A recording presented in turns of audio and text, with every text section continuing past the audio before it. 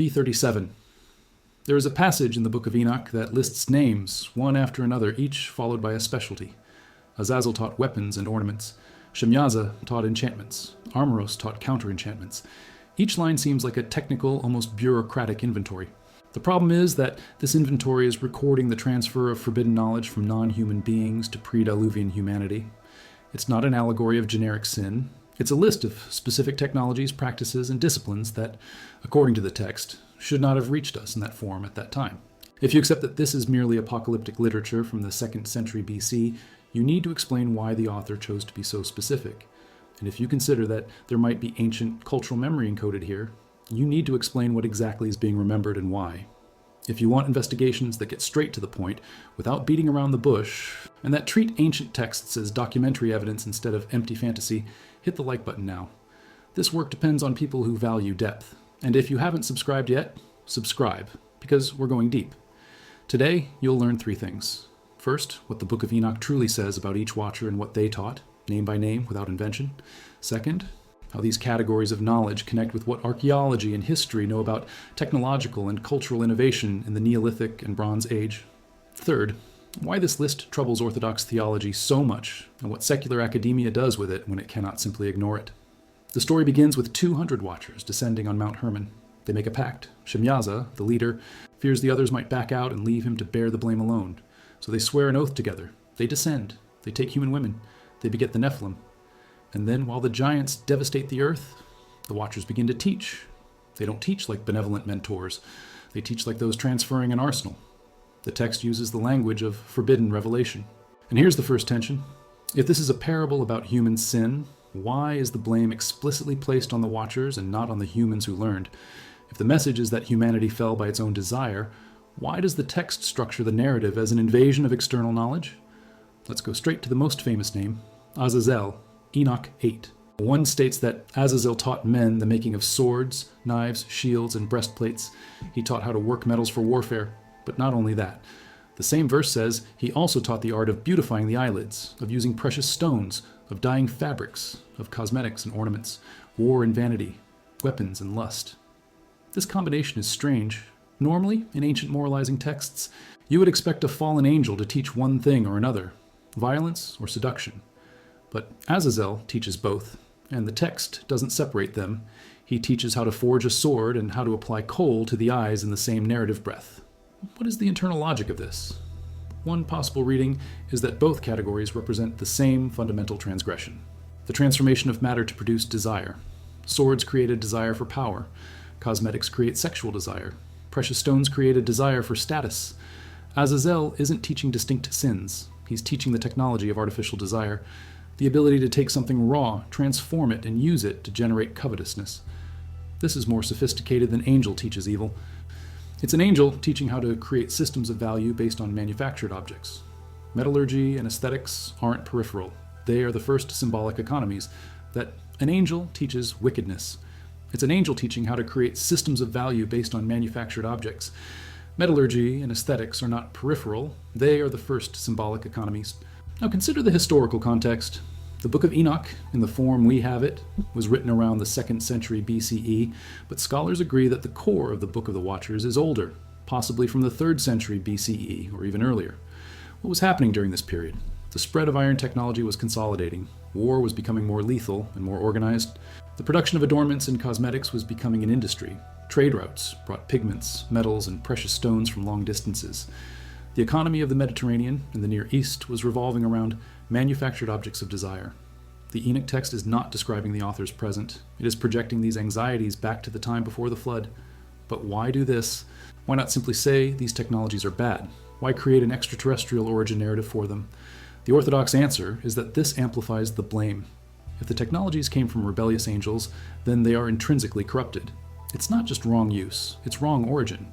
But the alternative answer is that the author may be preserving a cultural memory that these technologies truly seem to have arrived from outside, abruptly. The transition from the Neolithic to the Bronze Age was not gradual everywhere. In some places, bronze metallurgy appears almost suddenly, without a long phase of local experimentation visible in the archaeological record. This does not prove non-human intervention. but it proves that ancient peoples experienced technological leaps that seemed magical, and that these memories could be encoded in narratives about knowledge coming from the sky. So Azazel is the first and the most comprehensive. He represents the totality of technological transgression, but he is not alone. The text lists other watchers, each with a specialty. Let's look at the names. Shemyaza, the leader, is not listed as a teacher of a specific art in the same section. His transgression is political. He organized the pact.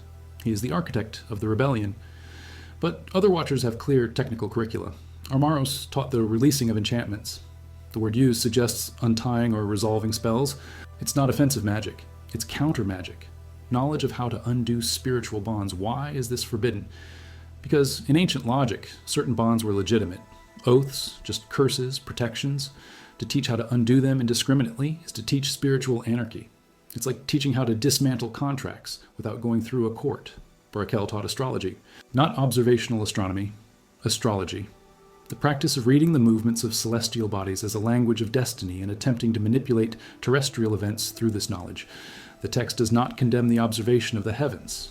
It condemns the idea that the heavens speak in a codified way and that humans can learn to read and respond to this code. Why?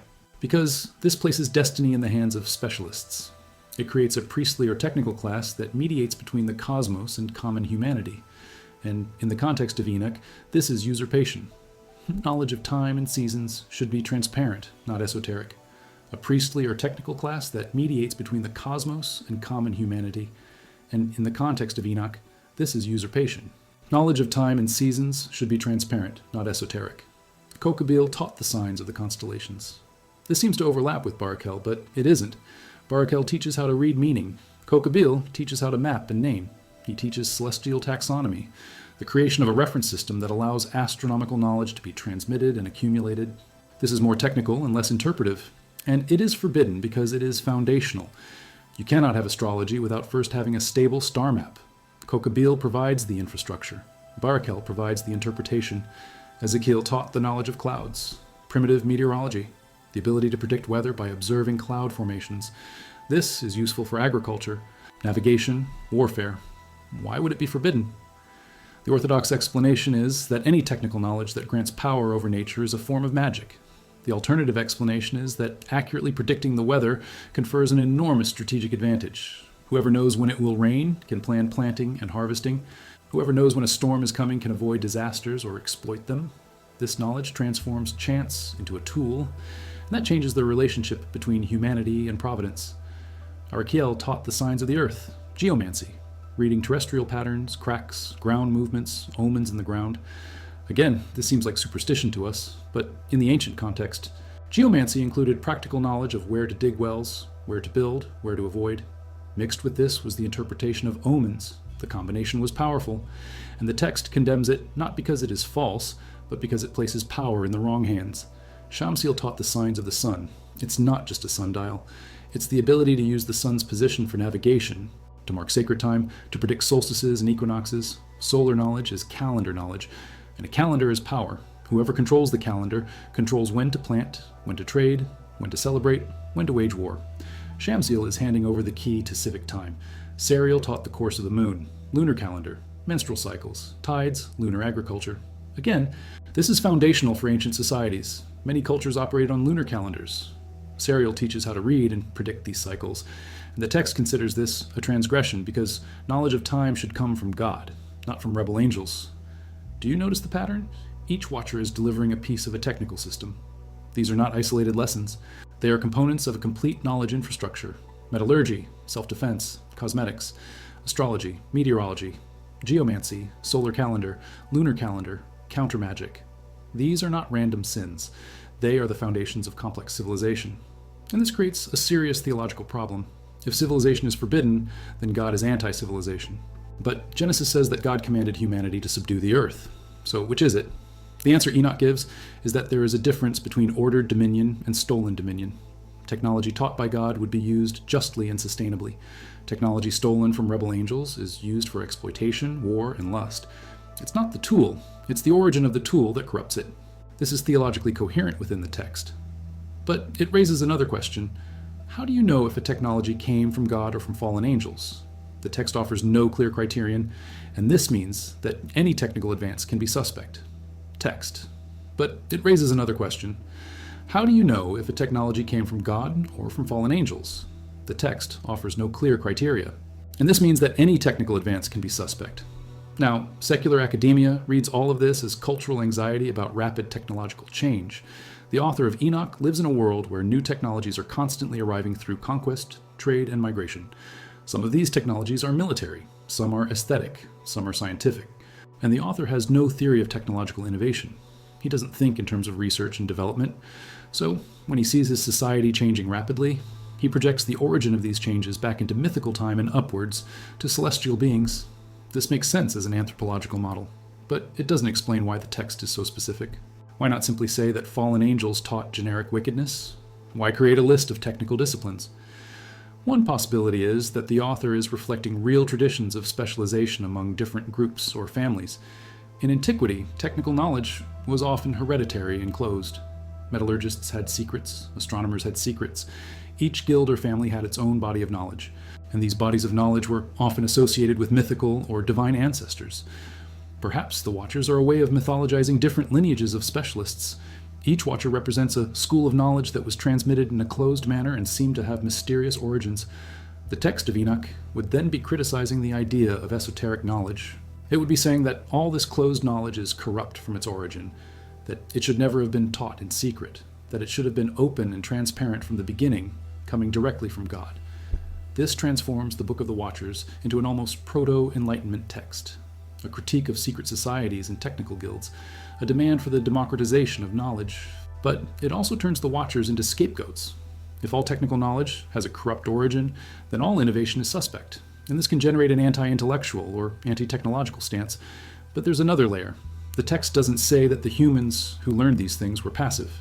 It says they learned, and then they used. And the result was violence, immorality, and chaos. The Nephilim, the children of the Watchers and human women, are described as devastating. They devour humanity's resources. When resources run out, they begin to eat each other and then humans. They are insatiable. And while this is happening, humans are busy making swords and painting their eyes. The text creates an image of civilization collapsing under the weight of its own appetite. Technology without wisdom, power without limit, desire without satisfaction. And all of this leading to the flood, the forced reset. Enoch, the narrator, sees all of this. He receives visions of what will happen, and he intercedes. But his intercession is rejected. The Watchers will be punished. The Nephilim will be destroyed. Humanity will be almost exterminated. And the forbidden knowledge will not be completely erased, because it cannot be. Once you know how to forge iron, you cannot unlearn it. Once you know how to read the stars, you cannot forget. So the flood is not a final solution. It's just a pause, a reset. And after the flood, knowledge returns. From where? The text doesn't say directly. But the implication is that it was coded into surviving human memory, or that it was retaught, or that it was never completely lost. Knowledge returns. From where? The text doesn't say directly, but the implication is that it was encoded in surviving human memory, or that it was retaught, or that it was never completely lost. And this brings us back to Azazel, because Azazel receives special punishment. He isn't just imprisoned like the other Watchers. He is imprisoned and covered with sharp stones in the desert. And on the day of judgment, he will be cast into the fire. The text places disproportionate blame on Azazel. Why? Because he taught war and lust? Or because he taught metallurgy, which is the material basis of all other technologies? Without metals, there are no advanced tools. Without advanced tools, there is no engineering. Without engineering, there are no cities. Without cities, there is no complex civilization. Azazel gives the fire.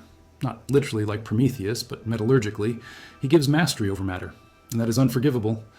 But here is the final contradiction that closes this first movement. If Azazel is so guilty, why does God allow the knowledge to remain? After the flood, humans still forge metals. They still make weapons. They still use cosmetics. They still practice astrology. The Tower of Babel is built with fired bricks and bitumen, advanced technologies. So the Watcher's knowledge was not erased, it was reintegrated. And this means that either God forgave the knowledge even while punishing the teachers, or the knowledge was always morally neutral and the issue was merely timing and context. The text doesn't resolve this, and it is in this non-resolution that the tension lives. Because if you believe technology is good, then the Watchers shouldn't be villains. And if you believe the Watchers are villains, then technology should be suspect. You can't have both. Or can you? Let's go deeper into the list, because so far we've covered the big names, but the Book of Enoch doesn't stop there. There are more watchers, and each one brings a specialty that completes the puzzle of how a corrupt civilization functions according to this text. Tamiel taught astronomy. Wait, wasn't that what Barakel and Kokabil already did? Not exactly. Barakel taught astrology, the reading of meaning. Kokabil taught how to map constellations. Tamiel teaches astronomy as a system, how to track planetary movements, how to calculate orbits, how to predict eclipses. Well, this is mathematical. It's predictive. And once again, the text considers this a transgression. Why shouldn't you be able to predict an eclipse? Because an eclipse in the ancient mindset was a divine sign. If you can predict it, you strip the sign of its power. You turn an omen into a phenomenon. That is secularization. That is saying the cosmos operates by rules, not by direct will moment by moment. Tamiel is teaching a mechanistic cosmology, and the text of Enoch doesn't like that. Azrael taught the course of the moon. But wait, Serial already did that. So why two watchers for the same topic? Probably because we are dealing with different layers of tradition being stitched together. The final author of Enoch is working with lists that came from varied sources, and some overlap. But another possibility is that one taught lunar observation and the other taught lunar calculation. One gives the data, the other gives the mathematics. Together they provide an accurate calendar, and an accurate calendar is absolute political power. The age is that one taught lunar observation and the other taught lunar calculation. One provides the data, the other provides the mathematics. Together they provide an accurate calendar, and an accurate calendar is absolute political power. Now we arrive at a more disturbing group. Gadriel taught the manufacturing of instruments of death, swords, spears, armor. This seems redundant with Azazel, but the text lists them separately. So either there is a technical difference the text doesn't explain, or Gadriel represents a parallel tradition. One possibility is that Azazel taught general metallurgy, and Gadriel specifically taught weapon design, or Azazel taught bronze, and Gadriel taught iron. The text does not specify the metal, but the distinction between bronze and iron is massive in the context of the ancient Near East. Iron arrives around 1200 BC and changes everything. Armies with iron destroy armies with bronze. If Enoch is encoding memory of technological transitions, then the separation between Azazel and Gadriel might reflect two eras of military metallurgy. But Gadriel also taught something else. He taught how to injure the embryo in the womb, abortion, or perhaps infanticide, or birth control through violent means. The text doesn't elaborate, but the language is clear enough to be disturbing. And here the tone shifts, because until now, the teachings were technological or esoteric. Now we are in violent control of life, and this puts Gadriel in a category of his own. He's not just arming people, he is teaching how to eliminate biological inconveniences, how to treat unwanted pregnancy as a problem to be solved with violence. And the text clearly sees this as an abomination. There is no interpretive debate here. The author condemns without ambiguity. Penemu taught men to write with ink and paper. And here we stop.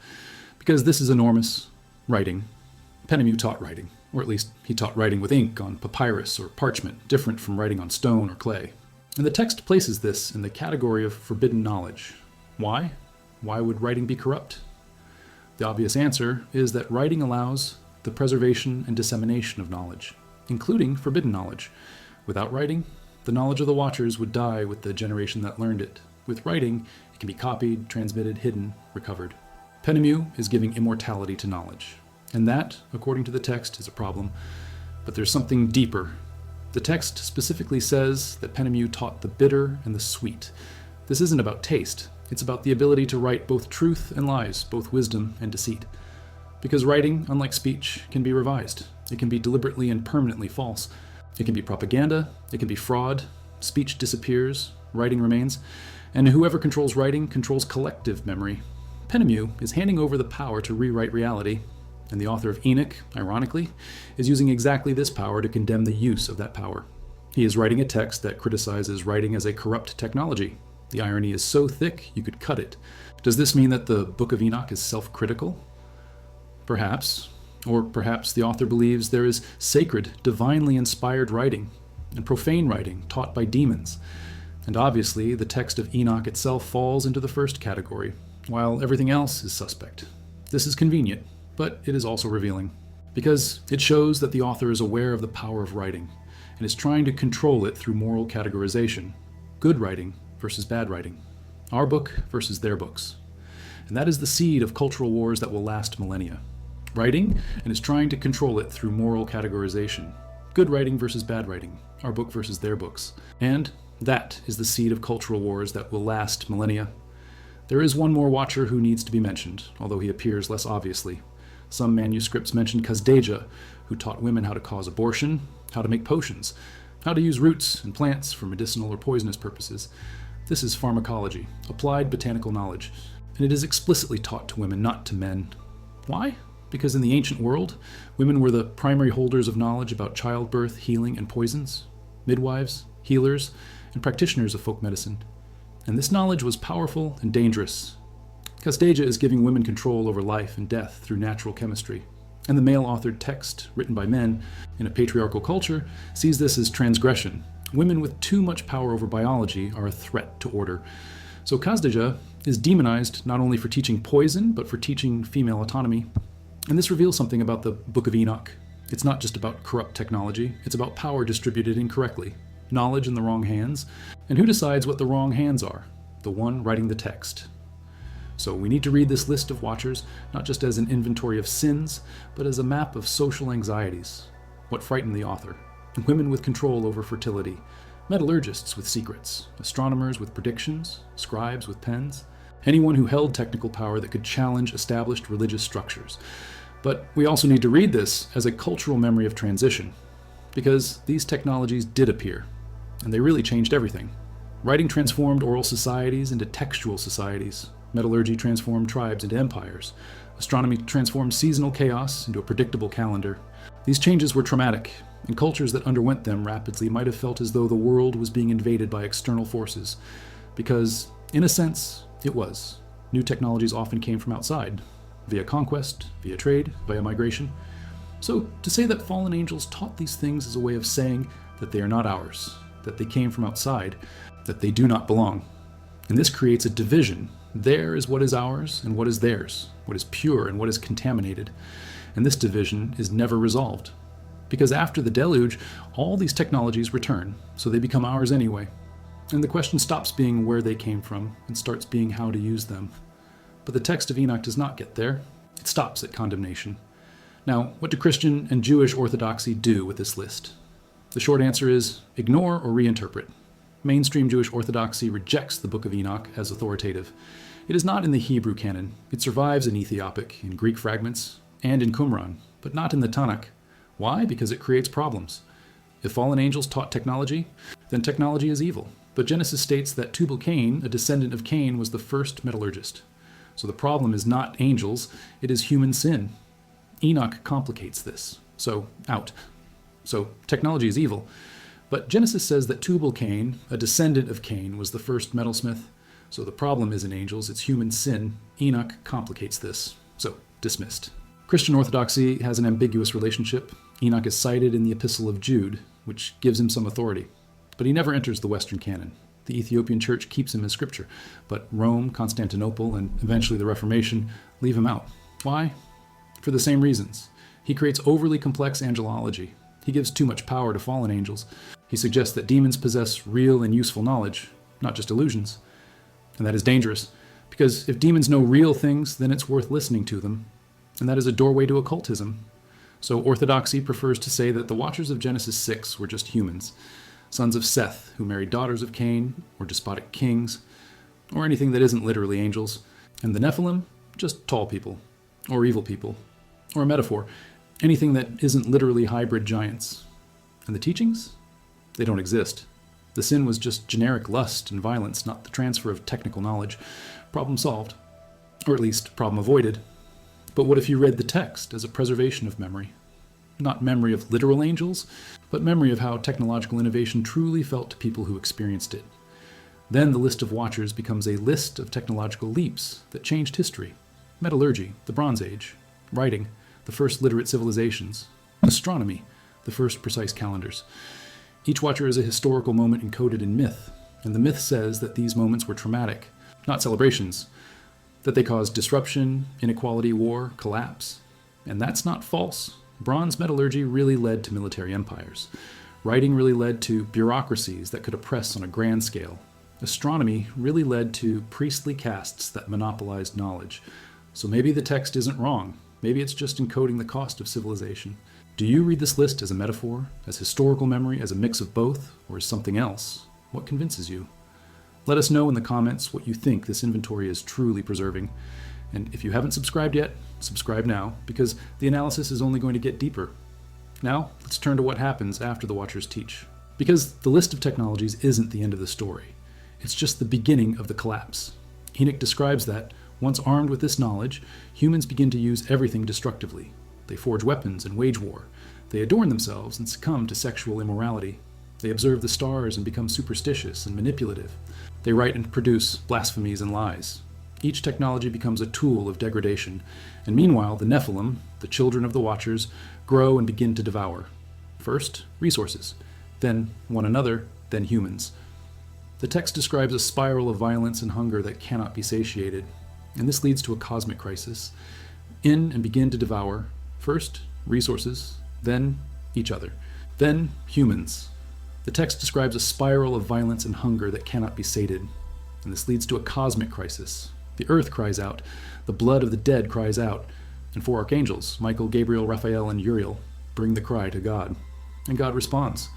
But the answer is not immediate. First, Raphael is sent to bind Azazel. He is imprisoned in the desert, covered in rough stones, in darkness. He cannot see the light until the day of judgment, when he will be cast into the fire. This punishment is specific and severe, more severe than that of the other Watchers. Why? Because Azazel is the center of the corruption. He taught the material basis. He gave the tools. Without him, the others would not have had as much impact. Therefore, he carries disproportionate guilt. Next, Gabriel is sent to cause war among the Nephilim. They begin to kill each other. This is not mercy, it is strategy. God uses the violent nature of the Nephilim against themselves. He lets them destroy themselves before sending the deluge. It is efficient, and it is also cruel, because the Nephilim are hybrids, half angel, half human. They did not choose to be born, but they are destroyed anyway. And this raises a question of justice. If the Nephilim are victims of their own parents, why are they punished? The text does not answer. It merely describes the massacre. Then Michael is sent to bind Shemyaza and the other Watchers. They are imprisoned under the hills of the earth for 70 generations, until the final day of judgment. 70 generations. That is a very long time. And the imprisonment is not annihilation, it is containment. They still exist. They are still conscious. They just cannot act. And this containment raises another question. If God can imprison angels, why didn't he do it before? Why allow them to descend, teach, and cause all this damage? The text does not give an answer. It merely describes the sequence of events. And this makes God appear reactive, not proactive, as if even God were surprised by the rebellion of the Watchers. And this is strange in a theology where God is omniscient, unless the story is not about God versus Watchers, unless it's about the free will of angels. If angels have free will, then God cannot stop them from rebelling without violating that will. So he allows it, and then punishes. This solves the problem of omniscience, but creates a problem of goodness, because humans suffer throughout the entire process. They are taught knowledge that corrupts them. They are killed by the Nephilim. They are almost exterminated by the deluge. And all this because angels had free will. So the cost of angelic free will is paid in human blood. And that doesn't seem fair. But the text is not concerned with justice. It is concerned with order. Cosmic order was violated. Angels crossed a boundary they shouldn't have. Knowledge crossed a boundary it shouldn't have. And the consequence is chaos, and chaos needs to be corrected no matter the cost. Then comes the deluge. Noah is warned. The ark is built, waters come, everything is destroyed. Only Noah, his family, and the animals in the ark survive, and when the waters recede, the world restarts. But it doesn't restart clean, because the Watchers are still imprisoned beneath the earth. Their knowledge still exists in surviving human memory, and the spirits of the Nephilim, according to the text, do not die. They become demons that roam the earth, causing harm until the end of time. So the deluge doesn't solve anything permanently. It merely resets the clock. The Nephilim, according to the text, do not die. They become demons that roam the earth, causing harm until the end of time. So the flood doesn't solve anything permanently. It merely resets the clock. And this transforms the Book of Enoch into a cosmic tragedy. There is no final victory. There are only cycles of corruption and purification. And each purification is incomplete. And each new era carries the seeds of the next corruption. Because knowledge cannot be unlearned. Writing cannot be unwritten. Metallurgy cannot be unmade. Once Pandora opens the box, there's no closing it. And the Watchers opened the box. Or rather, Penemu opened it. And all the others poured things into it. And now we live in a world full of technologies whose origin is, according to the text, corrupt. And we cannot go back. So what do? The text of Enoch offers only one answer. await the final judgment, when the Watchers will be destroyed, when the demons will be cast into the fire, when the earth will be purified once and for all. But until then, we live in between, in the time between the flood and the judgment, in the time where technology and evil coexist, and where every use of technology carries the shadow of Azazel. Every forged sword, every written word, every observed star, everything bears the mark of the Watchers. And this is simultaneously true and oppressive. True because technology truly transforms. Oppressive because it transforms every technical act into a moral burden. You cannot just use a tool, you need to justify its use before the memory of its corrupt origin. And perhaps that's why Orthodoxy rejected Enoch. Not because it is false, but because its message is too heavy, because it transforms everyday life into a moral minefield, because it makes it impossible to be innocent in a technological world. And no one wants to live like that. So it's easier to say that the Watchers were just humans, that the Nephilim were just tall people, that there was no transfer of celestial knowledge, that civilization is a blessing, not a curse, and that God approves, problem solved, or at least problem ignored. But the text does not disappear. It survives. In Ethiopia, in Qumran, in Greek fragments, in citations, and periodically it resurfaces. It is rediscovered. And each time that happens, it asks the same questions. Where does technology come from? Who controls knowledge? What is progress and what is a fall? And these questions never grow old, because each generation faces new technologies. Each generation feels as if the world is changing too fast. And each generation seeks narratives that explain where the change comes from and whether we should accept it or resist it. Azazel taught war and lust. But what he really taught was transformation, the ability to take raw matter and turn it into something that generates desire and power. And once you have that ability, there's no turning back. You are responsible for how you use it. And the weight of that responsibility never diminishes. So perhaps the Book of the Watchers isn't about the past. Perhaps it's about now. About every moment where we choose to forge, to write, to observe, to calculate, to create. And about whether we do so with wisdom or merely with skill. Because skill without wisdom is exactly what the Watchers offered. And the result was the flood. Observe, calculate, create. And about whether we do this with wisdom or merely with skill, because skill without wisdom is exactly what the Watchers offered. And the result was the deluge. So, what truly survived? Not just in text, but in practice. If the Watchers taught metallurgy, astronomy, writing, and all of it was considered corrupt, why did these practices continue after the deluge without the same moral weight? The Hebrew Bible describes Tubal-Cain as the first metallurgist, and he is a descendant of Cain, not of the Watchers. It describes Noah's sons repopulating the earth and building societies. And these societies use metals, write, observe stars, and no one says this is a sin of corrupt origin. So what changed? Or rather, what was the author of Enoch trying to preserve that the rest of the biblical tradition decided to forget? One answer is that Enoch preserves an older layer of tradition, one that was more ambivalent about civilization, one that saw technical advancement as a double-edged sword, useful but dangerous, necessary but corrupting, and that attributed its origin to ambiguous forces, neither entirely divine nor entirely demonic, fallen angels, not primordial demons but beings who were good and chose to descend. And that choice is crucial, because if they chose, then the knowledge they brought is not intrinsically evil, it is misused. And that gives hope, because if the problem is usage, then the solution is better usage. But if the problem is origin, then there is no solution, only containment until the judgment. Another answer is that the Book of Enoch was written in a moment of crisis, probably during or soon after the Babylonian exile, or during Hellenistic domination, moments when Jewish culture was under pressure from more technologically advanced civilizations. Babylon had precise astronomy, impressive engineering, well-equipped armies, ubiquitous writing. All of this was technically superior to what Israel had, and this created anxiety. How to maintain religious identity when you're less advanced? One answer is to say that technical advancement is an illusion, that it is corruption disguised as progress, that the Babylonians and Greeks might have superior technology, but we have superior purity.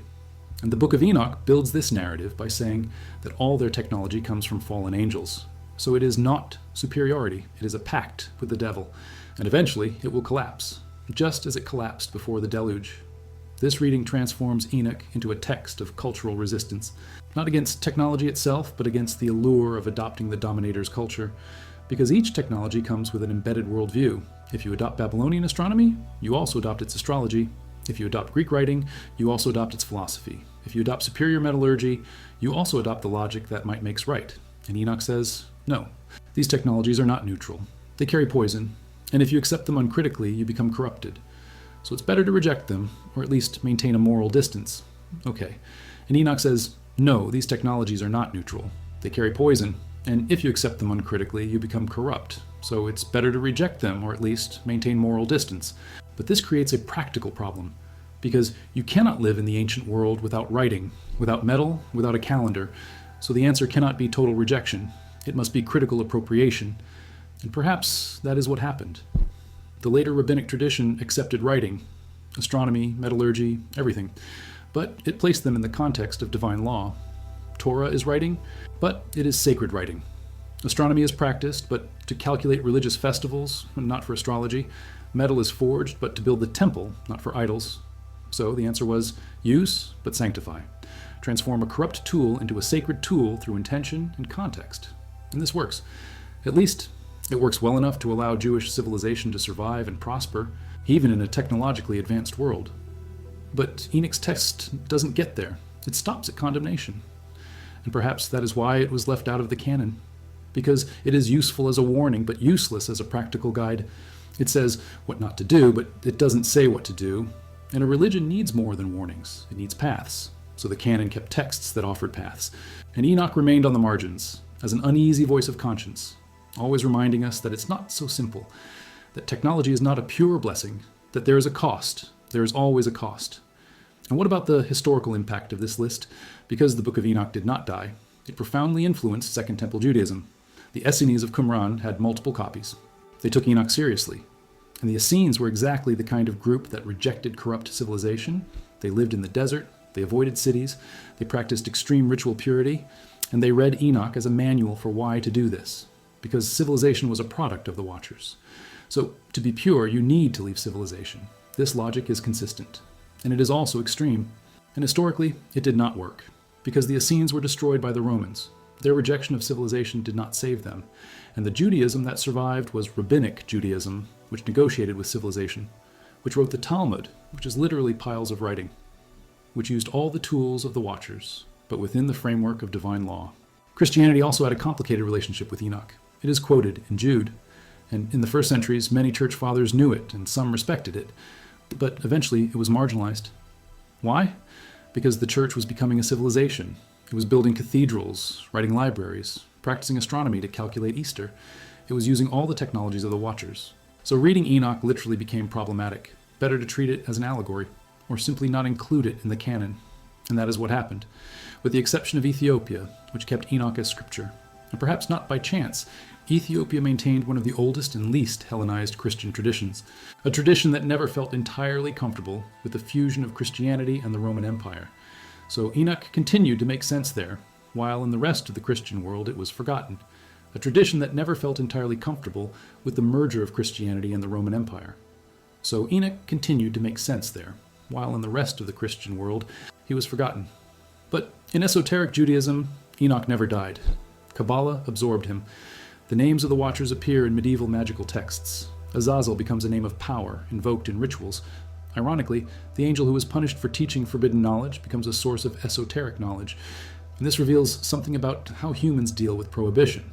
When you say something is forbidden because it is powerful, you don't eliminate the desire, you intensify it. So Azazel, who is supposed to be an example of not seeking knowledge, becomes a magnet for knowledge seekers. And his list of teachings becomes a curriculum for occultists. War, lust, metals, cosmetics, astrology, everything. And the more orthodoxy says this is dangerous, the more interesting it becomes for those who seek power. So, in a sense, the Book of Enoch failed in its objective. If the goal was to prevent people from seeking knowledge from the Watchers, it had the opposite effect, because it lists exactly what they taught, and whoever reads the list thinks, I want to learn this, not because it is evil, but because it is useful. Metallurgy is useful. Writing is useful. Astronomy is useful. So the text becomes involuntary propaganda for the very things it condemns. And that is ironic, but it is also inevitable, because knowledge is seductive. And the more you say it is forbidden, the more seductive it becomes. Now, let's consolidate. What have we learned about Azazel and the Watchers that is defensible? First, that the Book of Enoch preserves an ancient tradition about angels who taught specific technologies and practices. This tradition is detailed and consistent within the text. It is not vague, it is not generic. It is a list of disciplines. Second, that this list corresponds to real technologies that transformed ancient societies. metallurgy, writing, astronomy, pharmacology. All of this truly changed the course of history. So the text is touching on something real, even if the explanation of angelic origin is mythical. Third, that the Enochian tradition was marginalized by orthodoxy precisely because it was problematic. It asked questions that had no easy answers, so it was simpler to exclude it than to integrate it. And what remains of it? Speculative. The idea that literal angels taught these things. There is no physical evidence for this. There is no independent historical record. Only the text of Enoch and related traditions. So if you read it literally, you are performing an act of faith, not an act of evidence. But also the idea that it is merely a moral metaphor, because the text doesn't act like a metaphor. It acts like an account. It lists names, practices, consequences. It structures narrative as history, not as a parable. So reading it as pure metaphor is also an interpretation, not a direct reading. The most honest position is to say, we do not know exactly what the author was trying to preserve, but something was being preserved. A distorted memory of cultural contact, a mythological reflection of technological transition, a genuine apocalyptic revelation. Each reading has arguments. None has decisive proof. And what does this mean for someone today? It depends on what you seek. If you seek validation to reject technology, Enoch offers it. If you seek justification to study occultism, Enoch offers it. If you seek an example of how ancient societies thought about technological change, Enoch offers it.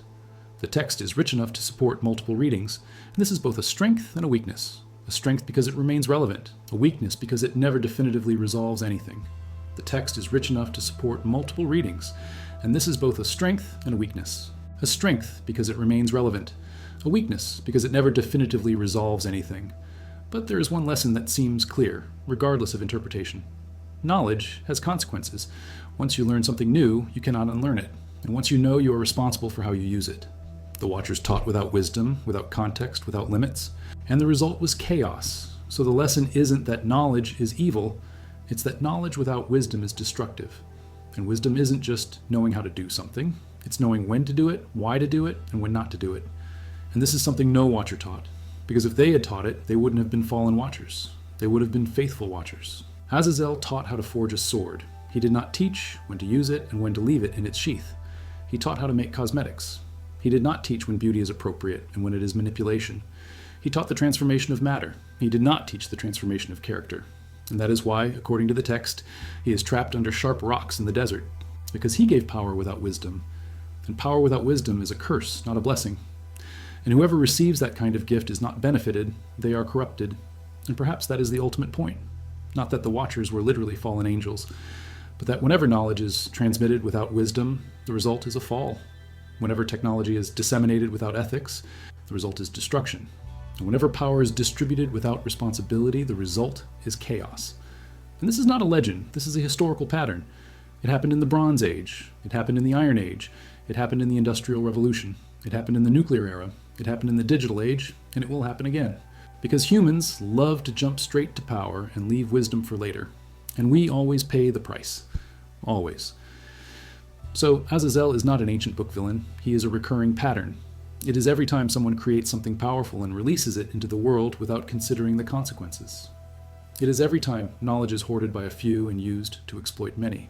It is every time technology creates inequality instead of solving problems. And as long as we keep doing this, we will continue to live in the shadow of the Watchers. Not because they literally existed, but because what they represent, the transfer of power without wisdom, has never stopped happening. So in the end, the Book of Enoch doesn't answer the question of where we came from. It answers the question of where we are.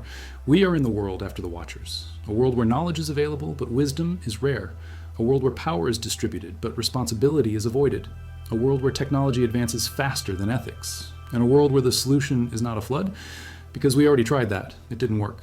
The solution is to learn the difference between knowing and understanding, between being able to do and having a duty to do, between technical capability and moral maturity. And this is the work of generations. It is not an apocalypse, it is a process. Long, difficult, with no guarantee of success. But it is the only way to step out of the shadow of the Watchers without waiting for the final judgment. And moral principles. This is the work of generations. It's not an apocalypse, it's a process. Long, difficult, with no guarantee of success, but it's the only way to step out of the shadow of the Watchers without waiting for the final judgment. Azazel taught war and lust. But what he didn't teach was peace and contentment. Because these don't come from technology, They come from wisdom, and wisdom is not taught by fallen angels. It is earned by humans through mistakes, reflection, and the choice to do better. And as long as we have the capacity to choose, we have the capacity to do things differently, no matter how long the list of what the Watchers taught. Because there is always one thing they cannot teach. And it is precisely that thing that determines whether we use knowledge to build or destroy. And that choice is ours, not theirs. If you've made it this far, you've gone through almost 10,000 words of investigation into what the Watchers truly taught and what it means. If you want more content like this, deep investigations that don't treat you like a child and that explore ancient texts with seriousness, then subscribe now, hit the bell icon, and share this video. Because work of this level only happens when there's an audience that values depth. And leave a comment on which of the Watchers you think caused the most lasting impact. Azazel with metallurgy and cosmetics, Penemu with writing, any other? Or do you think it was the combination of all of them? I want to know what you think. And we'll see you in the next one, where we'll explore what happened to the spirits of the Nephilim after they died. Because according to Enoch, they didn't simply disappear, and what they became is even more disturbing than what they were. Until then.